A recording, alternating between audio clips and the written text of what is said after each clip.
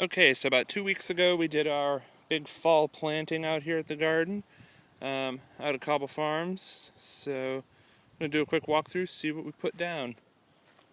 First row here we got arugula, a couple of them just starting to come up. Then we got a big section for carrots, and we got, don't know if you'll be able to see it here, but a few of them just starting to peek up. And then turnips that are really coming in huge.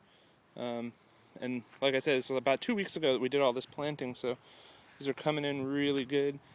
Over here we got a whole box of snap peas with some little supports getting ready to hold them up.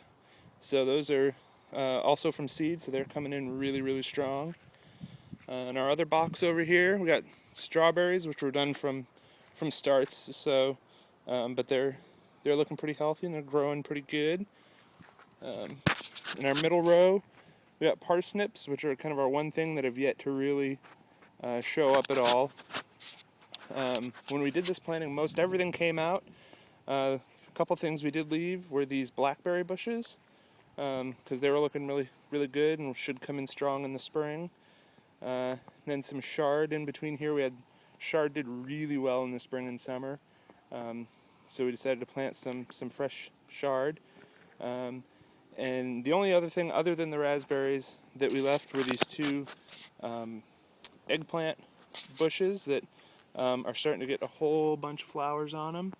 And those should last through the fall, so we did a bunch of radishes in the middle here. So once the eggplant dies off, then those radishes that are starting to pop up will take over. Over here we got some green onions just starting to peek up. So those are looking like they're coming in pretty good. Some beets starting to come in. You can even see little red stalks on them already, looking really good. And then some arugula. We put arugula in 3 places: at the front of that first bed, at the end of this middle bed, and on the end of the herb box that we'll see at the end. Danielle and I saw those out at the Natural Gardener, and they just attracted a ton of bees. So, and then over here in our kind of raised bed section, or square foot section, this box is all cauliflower and lettuce. So these were all from starts, and they're looking like they're staying nice and strong with that one flower. And we got one flower in each box, so just to help keep the good bugs around and prevent deer and stuff from coming around too much. Over in this box, we've got all sorts of different lettuces around that whole border, and then the one flower there in the middle. They're all, a couple of them look like they got a little warm, maybe a little nibbled, but still looking pretty strong. Over in this box, we got kale and some broccoli. One of the broccoli plants there, you can see it got chewed up a little bit, but the rest of them are looking good.